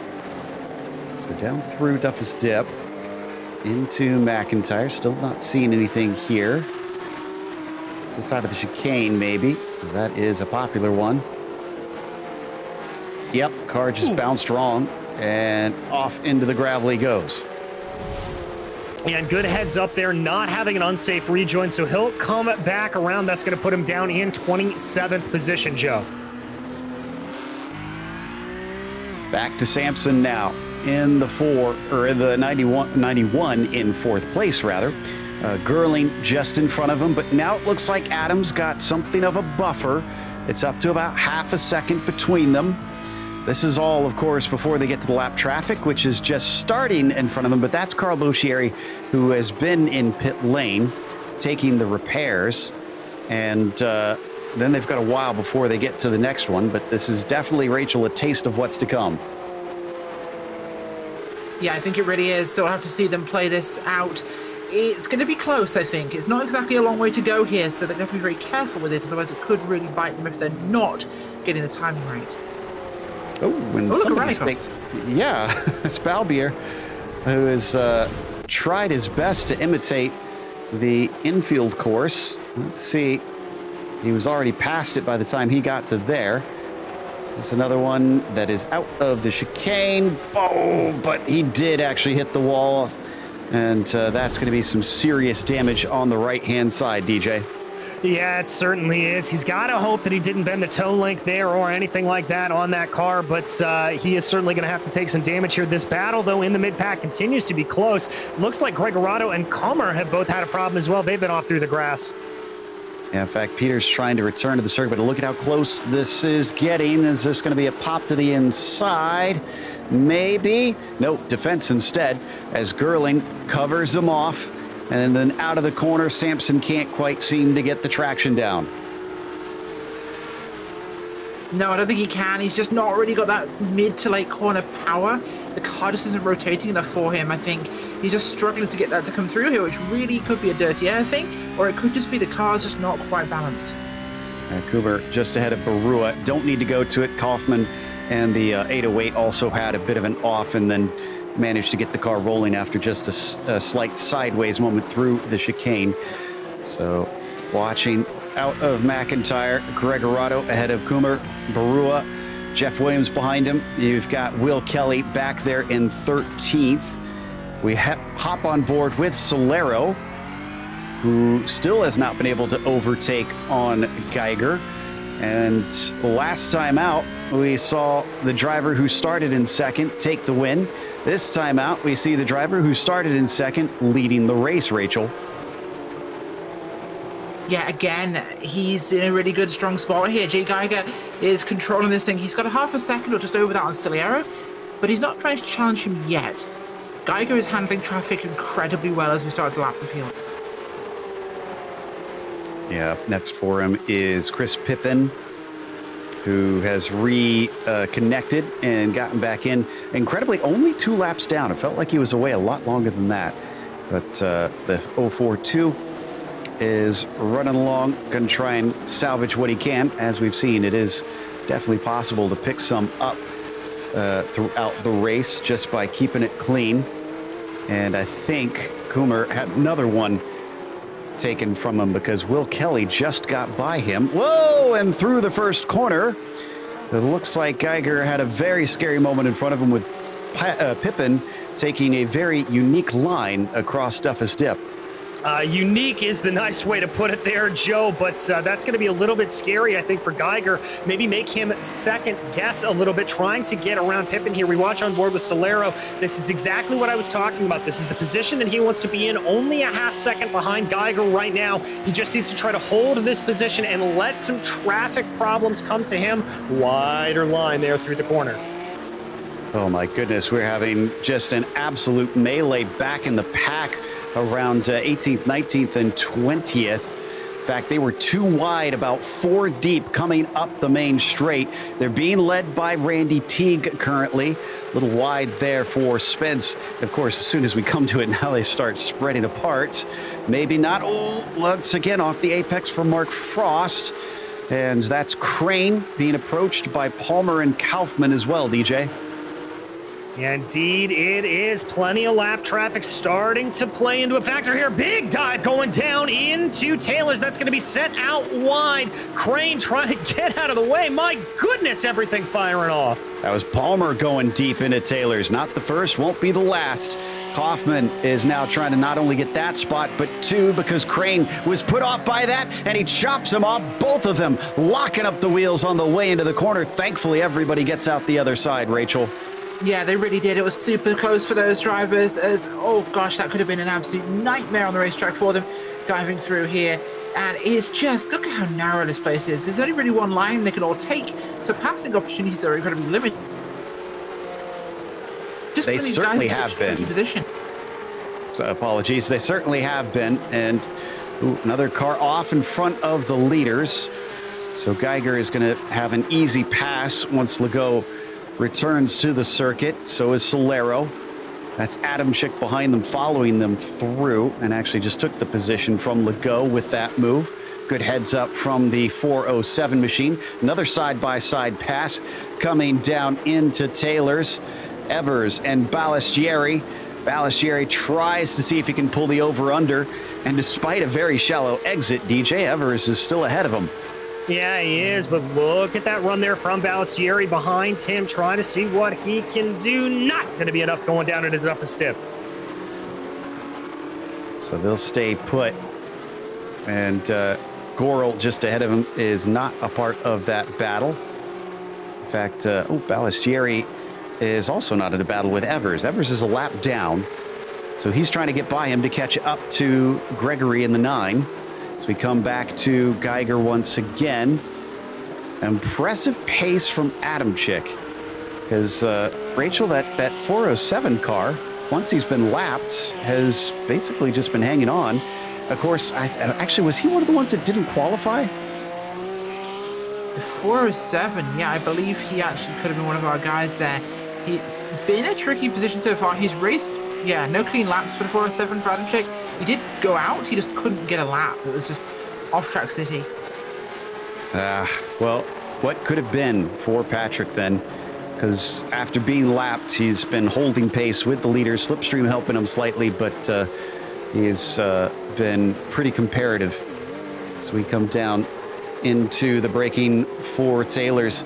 Interesting, some of the bumps on the way down in there too. I'm just noticing from that head-on view that I never noticed before. And I'm sure the weather here eventually wears away at the surface of this track and buckles it and cracks it over the years.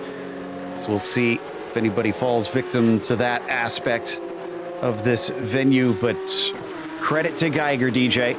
He took the lead away with a better start off the line. He's had the pressure from Anthony, but he's not succumbing to it. No, he's not, and that is just as important as being able to make that pass at the beginning, being able to hold back here. Now, they're going to start coming on a little bit more of lap traffic. That's Adam Holland, David Kaufman, Mark Frost, a little bit of a battle of them to themselves up there, so they are certainly going to have to try to catch up a little bit, and this is going to get interesting. This is the point where Solero can start to attack a little bit. Now, that was a very real look out of Anthony that time as he showed his nose down to the inside. Wasn't close enough, but he's trying to see if he can maybe get in his head at this point down into McIntyre's once again. Yeah, I think they're probably going to catch them by Taylor's, Rachel, or if not, I would assume up the front stretch.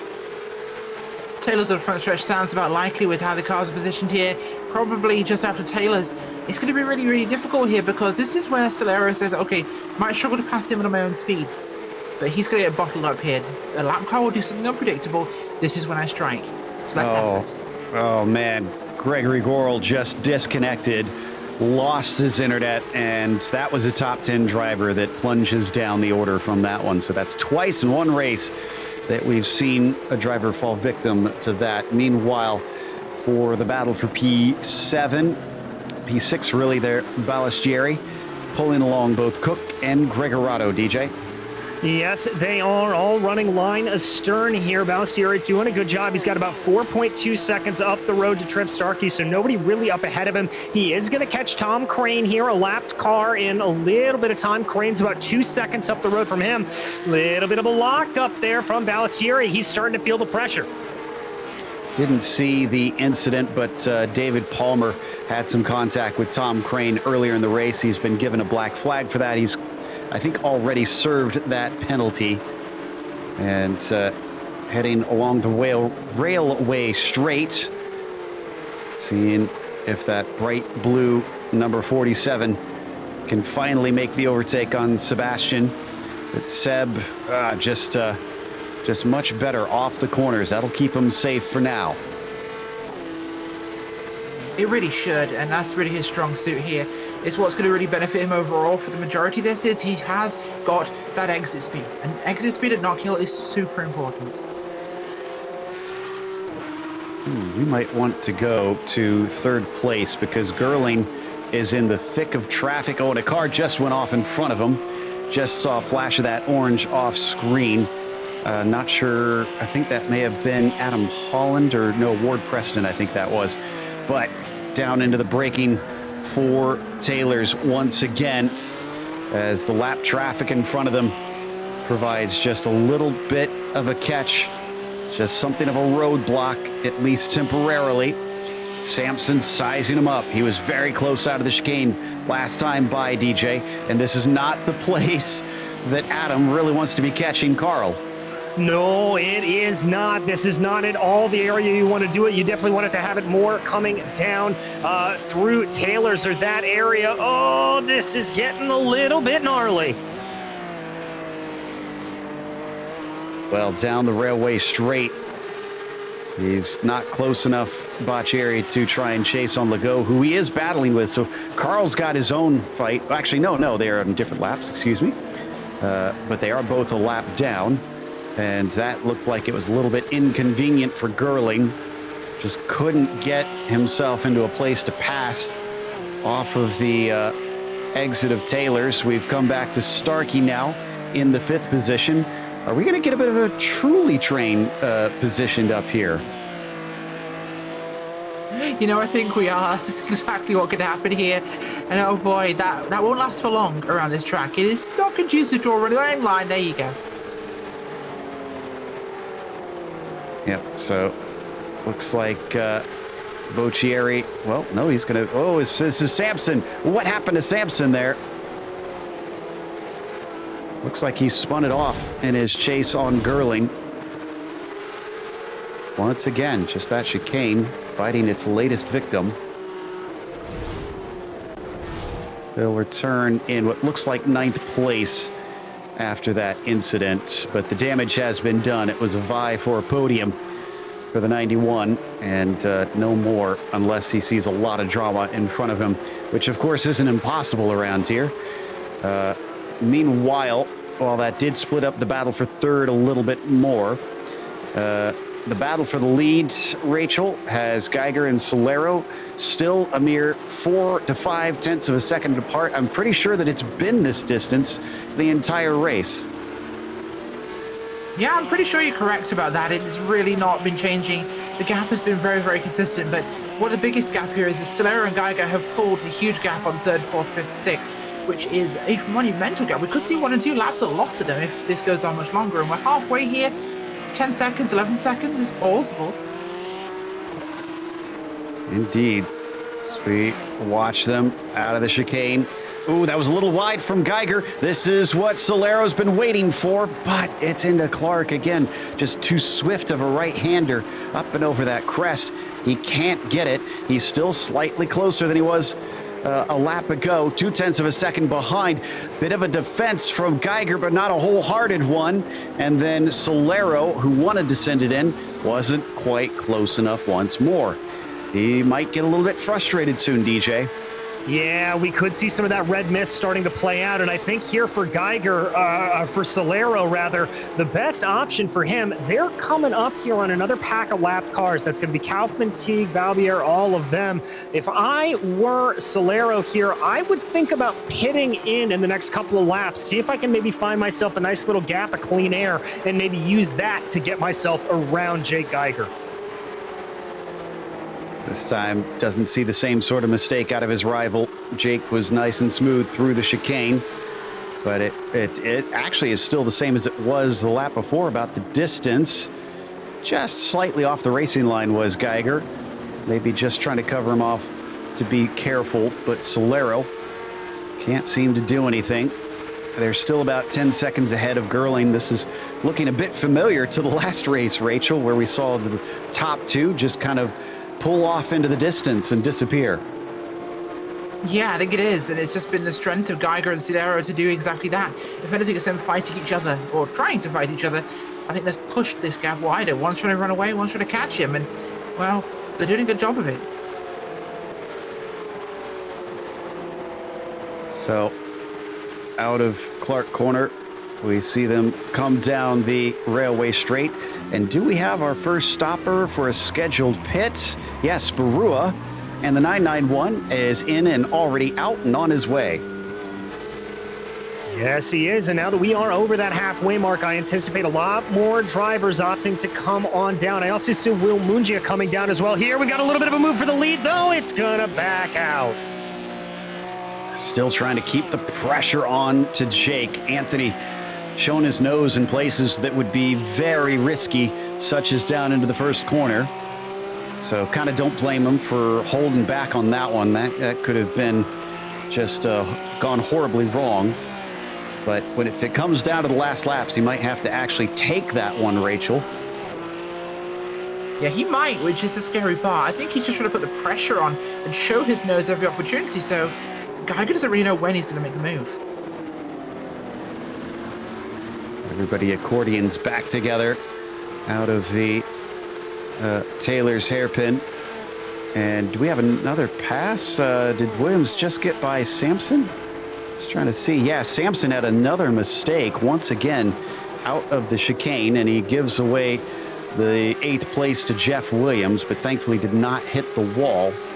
And it's been a bit of a frustrating race for him. Here comes more of that lap traffic for our leaders. Still just looking, poking, and prodding. The yellow 21 has been hoping and praying that the doors will open. So far, they've cracked, DJ, but they've never been swung wide enough that he can step through.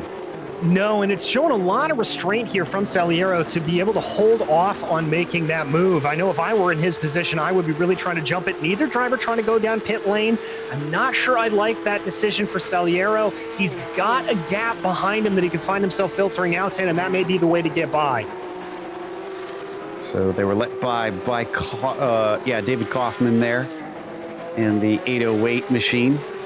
Oh, and that time the traffic was a big checkup, but it was for both drivers. Oh, but Adam Chick just got into the lapped car. That was Randy Teague and spun him around.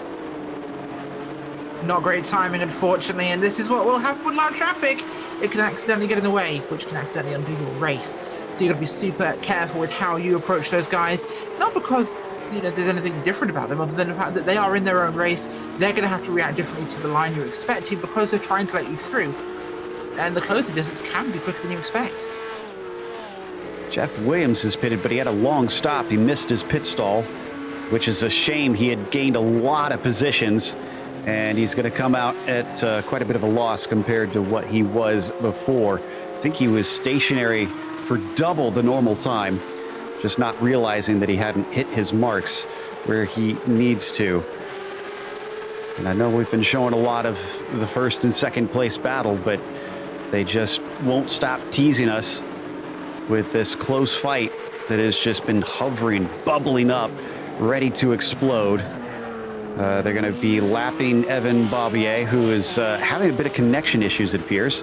Not sure if he is going to be told to clear that up and park it. Another driver in pit lane, looks like Randy Teague, so must have been from the damage that he got that he has gotten that fixed. So you see him exiting out into the racing line here, and somebody off track behind them as well. That was that Adam Chick? Yeah, that was Adam Chick a second time having more problems, DJ. Yeah, and it's a real shame there for Patrick. You know, he was having such a good race, just clinging to the back of this battle right here, holding on to 17th place. But he has started to slip down the order a little bit as now they work their way around, working under about 14 and a half minutes to go. I would anticipate pit stops firing off here within the next 5 minutes for the majority of the field. We get to talk to Anthony. I'll have to ask him if his paint scheme is an homage to the Yellowbird back from the 80s. Known for that infamous lap around the Nordschleife. And he's still seeing if he can try and outrun Geiger, but seems like this almost polar opposite to the Nords has not offered enough to the 21 to try and get through. We're getting down to where the pit window should be ending soonish. Last time we saw someone go all the way until 1 or 2 laps to go before they finally stopped, but they finished multiple laps down. So I'm pretty sure, Rachel, these two probably in within the next 5 laps. Yeah, I'd say at least within the next 5 laps. That's really the last you want to go for this. I think they're having a blast on track. I think they're having a lot of fun. I think nobody wants to pit because it's going to slow it down. Look at here, Cook from the Intermountain region, 6th place here, looking at Balastieri ahead of him in the 516 car. Look at how fast this track comes along. Just stay on board with this camera here. Oh, we're going to switch back to the wide view there across the corner, but just look at how fast this track is and how narrow it is. You're having to shoot out of these corners, get a really tight line there. Coming down the pit straight here, it's going to be right against this wall on the left-hand side. You're going to be setting up for this right-hand curve now down the hill. Braking here, getting as tight over as you can, getting really, really close. Diving down, but you've then got to switch back to the left. So you're compromising the apex there in that second corner. So you can set up for this right-hander here to get mad speed up the hill here. And you're going to come across the chicane, and it's going to be wheels in the air. We don't care. Get it up here onto the curbing. Come around now onto the left-hand side. More curbing. Take it really wide into the entrance. Apex really late. Head onto the gravel here. Well, not the gravel at least, but on the rumble strip, I should say. And you got a big, big run. Oh, but there was a late defense from Sebastiano. Says, I don't need that. He's going to break deep. Nope, too deep there from the blue number 47. Instead of gaining position, he might lose one. But he gets the launch off the turn. Gregorato wants to try again later. And that all kicked off very suddenly, but still produced the same results that we came into that turn with. A bit of an update to Adam Chick after that contact with the lapped cars, spinning him. He's been given a black flag. He is serving that now. We had a couple more drivers pit in. Coomer has been finished with his fuel stop. Looks like Will Kelly's gone in and out, and Robert Walton as well. Yeah, so drivers starting to fire off there on their pit stop cycle. Balastieri here holding away. Gregorato holding in. Here's Saliero. Is that a move for the first? It was a very valiant attempt, and in fact, it's the closest he's come, and it just quite wasn't there. We hopped on board just in time to see him get chopped off down at the apex. That was brave stuff from both drivers, and that separates them slightly. They have room to battle because, again, the next car back is about 10 seconds behind. And looks like now we've got Gregorato pitting in from farther down in the field. I doubt that, is Balastieri just announced he was going to pit in this time, but I doubt, Rachel, that Saliero is able to overtake Geiger with a leapfrog, but at this point it almost looks like nothing else is working. It isn't, so I'd consider the pit stop to be an option here, really. Dive early, get clean air, go for it, just see what happens. Often when you're together, both cars can gain speed because they're running off each other, and if you separate them, it can change dramatically. So I think he's got to try anything other than what he's been doing. Man, he lost quite a bit with that move. It's grown to about 0.8 of a second, which is pretty big compared to the 0.4 it's been much of the race. Balastieri is done with his pit stop, and he's back out, but he will be behind Gregorato, who remains as our highest driver to have pitted. Mungia is also in for, I think, a second time, potentially. He must have had some issues little bit earlier on. We're currently down, DJ, to 9 drivers on the lead lap. Yeah, it's certainly starting to come down here, and I wonder a little bit how that's going to cycle out once Geiger and Saliero decide to come down pit lane. If a couple more are going to be able to get their lap back. Trip Starkey coming in, hearing Tom Crane is going to be coming down pit lane. Adam Holland is on the pit exit right now. This is a very narrow pit entry as well, so they do have to be careful about that. In fact, at one point, Rachel, when I was doing laps for some of that lap guide, when I exited in the Formula 3, it actually clipped the barrier and knocked the wheel off before I could get to the track. Yeah, it's not the best designed pit exit there, of course, but I guess you're not got a lot of room. You need to make it work. Closing it down to those 4/10 once again, those signature 4/10 between Geiger and Solero. Just making sure that he cannot stop looking in that mirror. On the flight towards Clark. Up and over the crest, a little bit off the apex for the 968. So that means Solero will run it down to 0.3 of a second. Trip Starkey is currently our highest driver to have pitted, now in 5th place, with him finishing up that stop. 8 minutes to go, and both 1 and 2 are in, Rachel. Oh, they both call it a 1. It's interesting. So it's going to be who can get the better stop and the better run down pit road. It could be either. We can't tell, but it's going to be super tight. Look at this thing. They're both heading into pit road now. Cook is in 6th here. We'll see where these guys come out as they come around the lap, of course, but I want to see who gets off pit road first. Oh, it's going to be close. They're going to be almost on top of each other, and it's going to be Solero. Geiger has lost out with a 1.2 second longer stop on pit lane. Solero now has the track advantage, and there's lap traffic between them to boot, DJ. That couldn't have worked out any better there for Solero. Absolutely perfect. And now it is all down to Jay Geiger to try to gain this back in. 1.5 seconds. That is the biggest gap we have seen between leaders since the drop of the green flag. Wow, it all came down to that. But will he be able to retain it? He lost it at the start of the race due to a bad run off the line. And now he's got to keep it clean. He did fantastic as the chaser. What about the chasee? Is Geiger going to be able to pressure him instead? He's going to have to make up about a second gap first. As you can see, he's overtaken the lapped car of Frost and is in clear air now. The rest of the drivers have pitted. Sampson, the last one. Kaufman has not. He sits in 11th position, so I'm pretty sure he'll be in either this lap or the next. So that should be all drivers in and out for fuel. That should be everybody done there, which will mean this is going to be a clean run down to the end of this thing. Who knows where this is going to end? Is Guy getting faster on track? Can he be the one that attacks Solero and beats him? It won't be the first time he's gotten ahead of him. Well, to answer your question, it's gone from 1 second down to 0.5. Geiger is closing.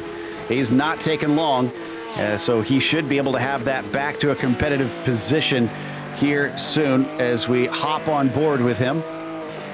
And also I can tell you that Adam Gerling managed to get by Christopher Cook in a pass elsewhere on the track. That'll be for 4th place just outside the podium. Lot of curb for both of them. DJ, they've turned up the wick. They know they got to go 10/10.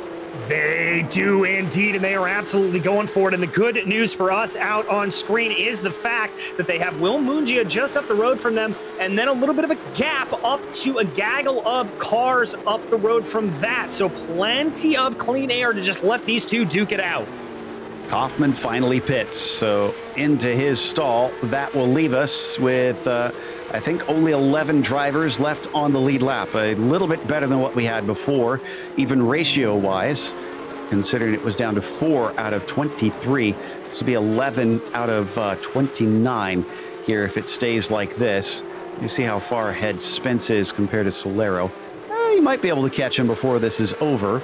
He probably won't want to, though, Rachel. He is coming up on a little bit of lap traffic, and any sort of issue in the road is going to be a nightmare for that 21. Yeah, with how close this gap is, it really could come down to that. Lap traffic could undo this race, or it could make it too. If he could use it well, then he's in a great position here. Swings both ways. And coming up to the line here, we are now at 6 laps to go as we cross. Anthony keeps it at 0.5 of a second. Geiger caught him initially and now seems unable to get much closer than that as we come back to Cook. He's not giving up on Gerling. Gerling defends down to the inside. We're going to go too wide down into Duffus dip if they try to stick this out. Wheels smoking from both of them. Fantastic bravery, and Gerling retains 4th, DJ. I'm a little bit amazed at that, but you can see that lock up there from Christopher Cook as he tried to hold it out, but that attack is not going to be done yet. Under 4 minutes to go. Cook's still looking very, very aggressive. Oh, down into Clark as well. Oh, no, and he locks him up, bangs into the door of Gerling. He goes off. He apologizes immediately on the radio. Obviously not intentional, but I wonder if he's going to get a penalty for that one. And poor Gerling can do nothing but watch cars stream by. Ah, it's a tricky situation to be in. I think this might unfortunately cost him one. We'll have to see what the judges decide, but the track is incredibly congested right now. And Cook, that's Cook again. He went off in Taylor's. So whether it was intentional or not, he might give this spot right back. In fact, I wouldn't be surprised if he didn't contest this. Whoa! And a slide in front of him. He nearly hits him a second time, just tips him around the last tiny bit. But that one definitely wasn't Cook's fault, I'm pretty sure. No, it definitely wasn't. That was just a spin all on his own that he got gathered up with up ahead of him. But right here, the battle for the lead continues to rage on. They've caught up to the back of that pack, and now it is still that 2-horse race for P1. It was a very strange set of circumstances there between Gerling and Cook. We'll have to analyze it later because we don't have time to sit still. In fact, I think that was Gerling that you just saw at the side of the road still trying to recover.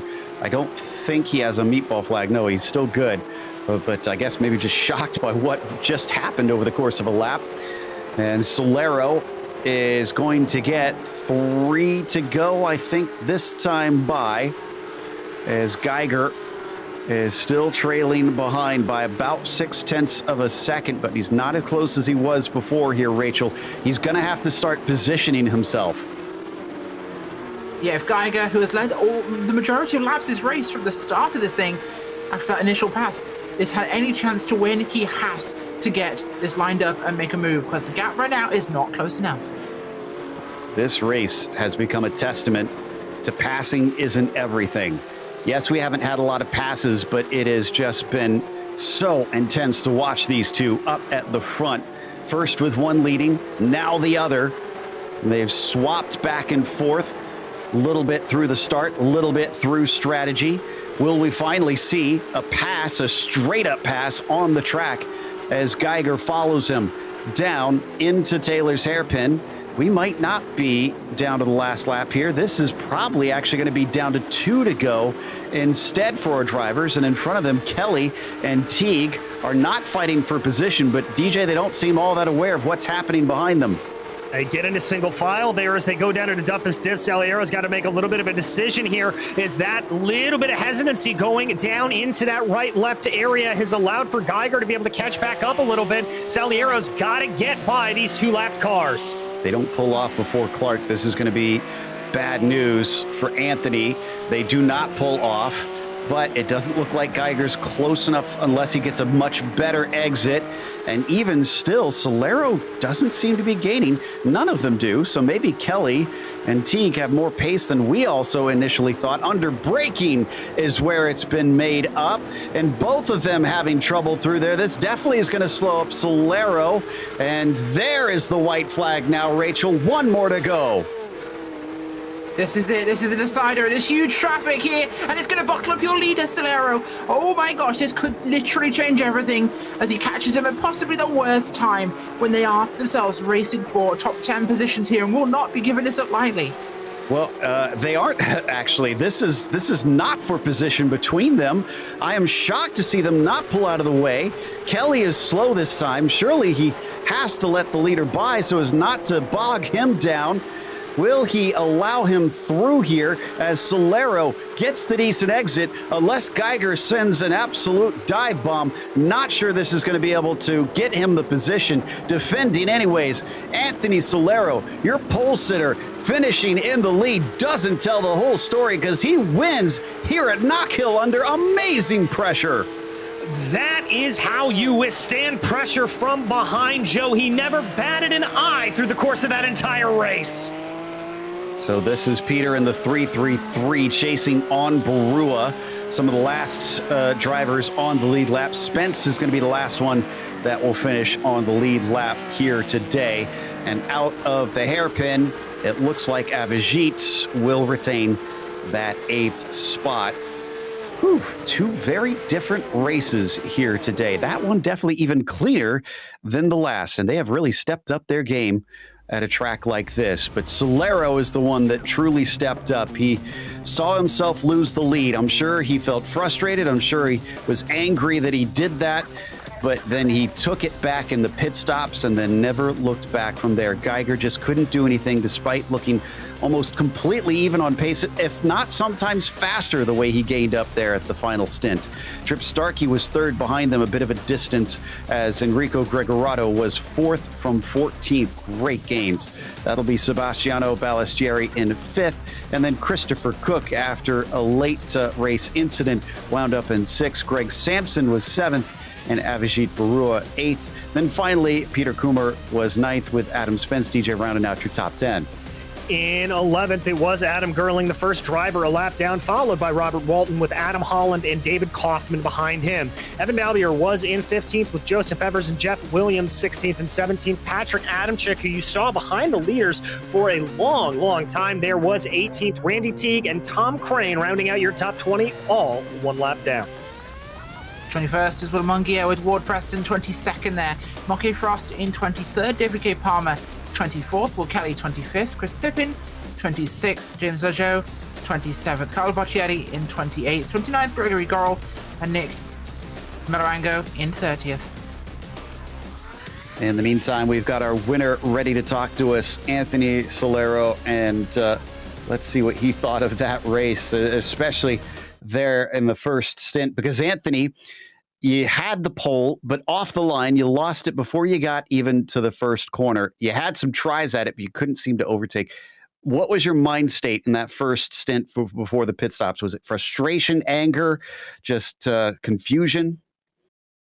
No, I mean, I kind of know my starts generally haven't been the best, so I was kind of worried that would happen. And then I just wanted to kind of keep pressure on Jake and give him some looks, but then I felt like I could just kind of save fuel and save tires and hang out behind and take an opportunity maybe in the pit stops, and that's what I did. So that worked out well. So you mentioned the fuel. Is that what helped you get that 1 second stop, 1 second faster stop there that allowed you to jump him? It may be. I mean, I was kind of hoping I could lift and coast a little bit, save some fuel, and have a shorter pit stop. But yeah, I mean, I actually couldn't. I missed my pit limiter button coming out because I have to turn immediately. So I kind of messed up Jake. So I tried to give some of the time back, but luckily he didn't hit me. It's very sportsmanlike of you. The other thing that I've been wondering, I mentioned it during the broadcast, is your paint scheme a reference to that old yellow bird? I heard you say that. It's really not. I honestly just went on to trading paints and was kind of looking around and thought, you know what? I like the yellow, and I just picked it. Well, it is a beautiful looking car. Definitely one of my favorites out there, even in its simplicity. Is there anybody that you want to thank that helped make today's victory possible? Well, definitely thanks to you guys putting on an awesome broadcast. Shout out to Jim Hemming at National Office for kind of pushing me into sim racing and pushing me over the ledge to get involved, and that's about it. That was your winner, Anthony Solero, who I don't understand how these guys can race and listen to a broadcast at the same time. In the meantime, DJ has caught up with Jake Geiger, who was second today. Jake, you led for the majority of that race, jumped in the pit stops, but that was a fantastic battle between yourself and Anthony. Yeah, it was a lot of fun. Yeah, he got me in the pits, but yeah, it was a good, clean race, so we just kept it that way till the end. I mean, talk to me about that pit stop cycle. It looked like about a second and a half longer. Was there a mistake in the box? Did you take a little bit more fuel? Yeah, I think I got probably a little bit too much buffer room on the crew chief and the fueling. I'm still pretty nervous about coming up short. So as we go on, get more experience, I'll knock that buffer off a little bit. Yeah, I think I was just a little long, too much fuel. Well, and then talk to me about those final laps. I mean, it looked like you were pushing pretty hard. Obviously, a lot of lap traffic coming up and around you and that kind of thing. How hard were you pushing, trying to find an area to go by? I think our pace was pretty good. We were both running, maybe not pushing, but I couldn't push enough to get by him. So we just kept pace, kept close. And if there was an opportunity, I was going to take it. But I just want to keep the race close and clean and not do anything dumb. Well, you didn't do anything dumb and you came home with the podium, and that has got to feel great. Jake, anybody you'd like to thank? Yeah, everybody that puts this stuff together, PCA Sim, you guys at Podium, I just show up and have fun. So I appreciate everybody. All right. Well, that was Jake Geiger, your second place finisher here today. And now I believe, Rachel, you've caught up with our third place finisher, Trip Starkey. I have indeed, Trip. A different race for you compared to the front two. You finished third, of course, but 12 seconds back from them, you had to fend off the likes of Gregorato and Balistieri and Cook. How was the race for you? Felt really good. Definitely a bit of a survival race around here, but I really like the track. I mean, it makes me think of driving back roads back in Colorado growing up, and it just was a lot of fun out here today. So just how intimidating is this track compared to some of the season? It's definitely a lot bumpier, so there's a little bit of an intimidation factor there, but I think that's what I truly loved about the track, so I was excited going into it. Awesome. Anybody you'd like to give a shout out to or thank? Of course, my family and my girlfriend and friends who are all watching, and of course the PCA and the Podium crew who put this together. Awesome. Well, thank you so much. Trip Starkey coming home today with third. Which is going to round out our interviews and close up our show. But we will be back next time at Knockhill again at 9 p.m. Eastern on Friday. It'll be April 29th live here on Podium Esports. We want to give a big thank you to the steering committee at PCA Sim Racing, and as well as a huge thank you to our team tonight, DJ, Rachel, Ryan, Cameron, and Dougie. And also, none of this is possible without those behind the scenes at Podium Esports, Ryan Bauer, Gary Sexton, and John Theodore. Thank you so much for watching tonight's broadcast of PCA Sim Racing. I'm Joe Peak, and I'll see you on the track.